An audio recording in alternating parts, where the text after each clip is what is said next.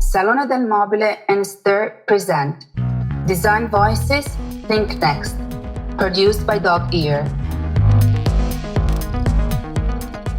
Welcome to the live podcast from Salone del Mobile Milano. We are Amit Gupta, Editor-in-Chief of Stir, and William Bagnoli and Charlotte Bräuer of QA Studio. What's happening today?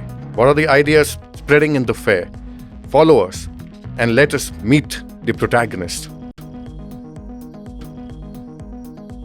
We welcome Daan Roosegaarde.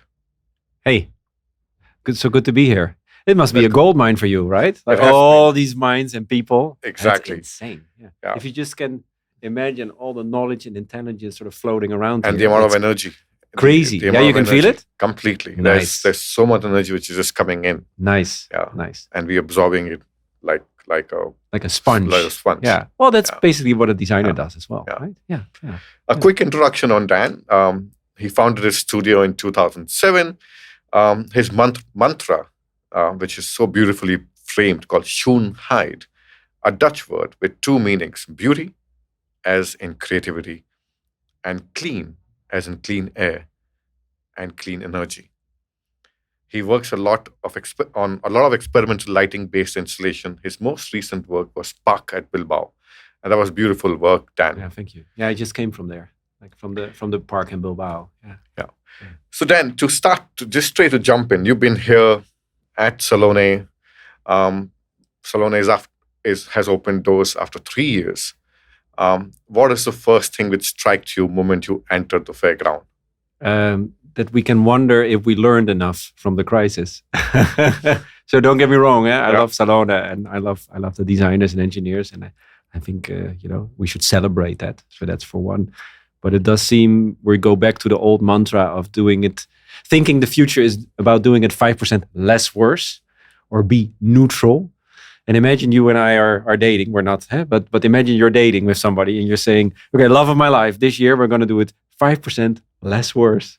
I mean, you would dump him or her on the spot, right? Completely. But somehow this is how we talk about our environment, or about Mother Earth, and that's sort of sad. So I love especially the projects which inspire people to be curious about the future, and because we're not janitors, we're activators, right? So there's great here in the fair, of course, in the neighborhoods as well. And personally, that's the stuff that resonates with me the most. Yeah. Awesome. So designers normally call themselves as problem solver or finding a solution to a problem. And do you reinforce that? Well, only if we can imagine that better world, we can create it, right? That's how it works. True. We have to wonder, to think, to dream, and then we can construct, engineer, prototype, and make it a reality, make it our reality.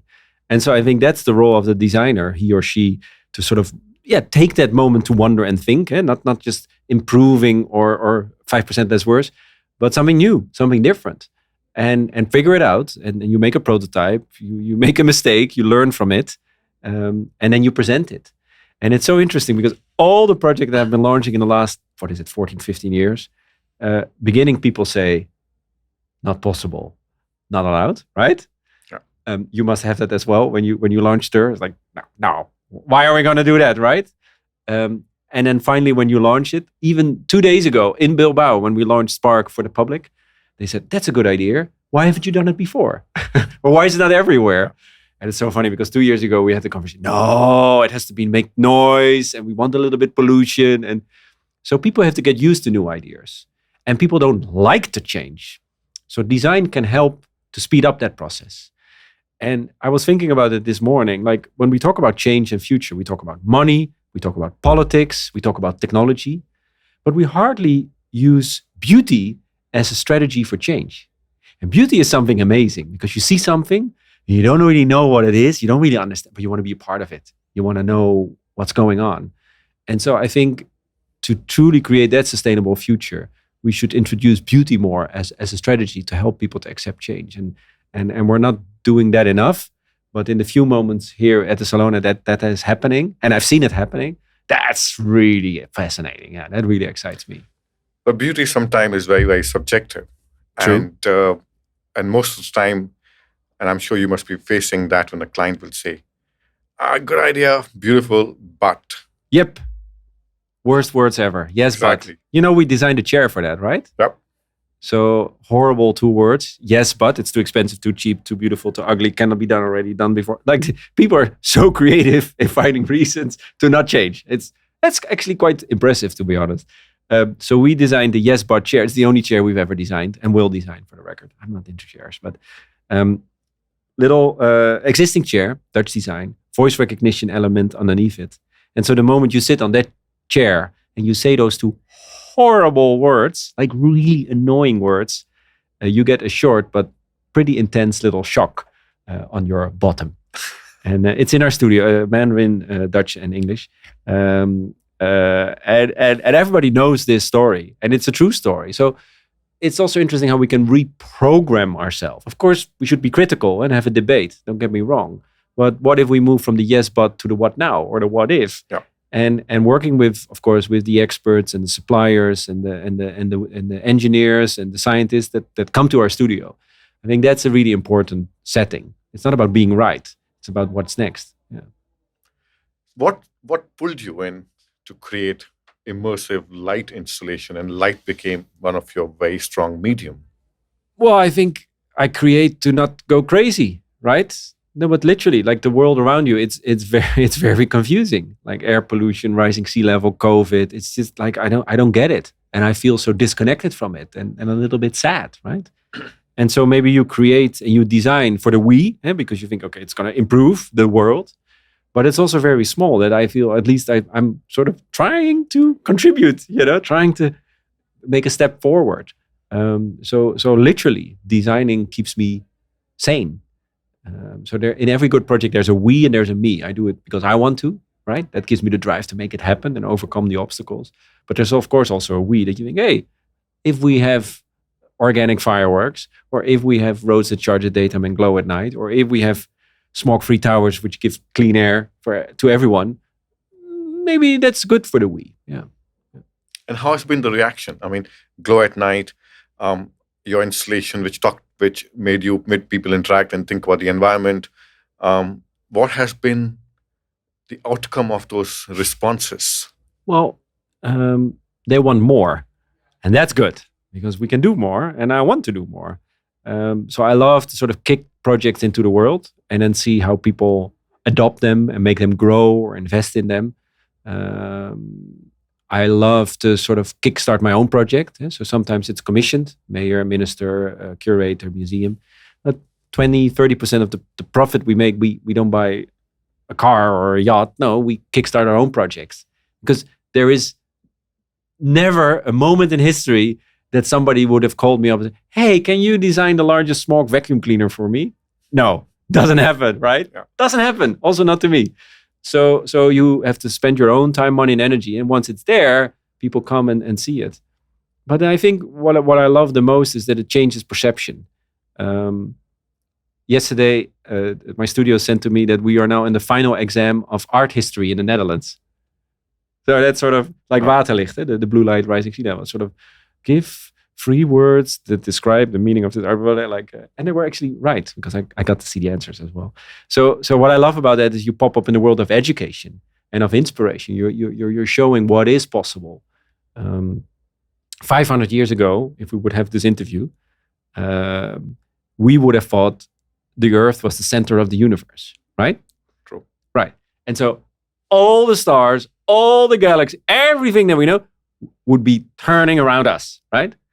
And then 3 really smart, annoying men came. Yeah. Copernicus, Galileo, and later Kepler. And said, no. The Earth is turning around the sun, 148 million kilometers away from us. And people really didn't like that idea. And we still call it sunset, sunrise, even today. Exactly. Right? Although we know it's sort of not true anymore. But so what I'm trying to say is people find it difficult to change perception. But it's necessary today. Like we have to change our perception on nature. We cannot control nature anymore. COVID, rising sea level, pollution. So to bring, for example, the Seeing Star project, where we're convincing mayors to switch off the lights, bring the stars back into our city, and adapting to nature. Like the stars, I didn't design the stars, right? But I can remove, I can reveal, I can collaborate. Requires a different perspective, a different attitude, and it's also fun.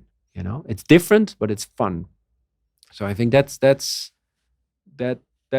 I hope I can contribute to that. That's the reason why I do these things. But God knows. Yeah, God knows. Technology is a very strong tool you use to create those. Yeah, I love it. To create those stimulus. And nature. Yeah. And nature. Yeah. So how do you balance one, technology and nature? And is there any technology which you wish somebody else would have designed it for you? Well, I'm looking at the wing of a butterfly these days. Like our clothes have toxic pigment. The wing of a butterfly always remains vivid in color. How does it do it? Well, a microscopical texture that absorbs, mutates, and reflects light, but that's not the point. Or an anthill doesn't have a traffic jam. Exactly. Like why am I going to Delhi or Mumbai or Milano and have a traffic jam? We're supposed to be the smart people. No, like nature doesn't know a traffic jam. Like, okay, maybe penguins, but that doesn't really count, right? So what can we learn from those principles and sort of copy more of it into our world? So that's one.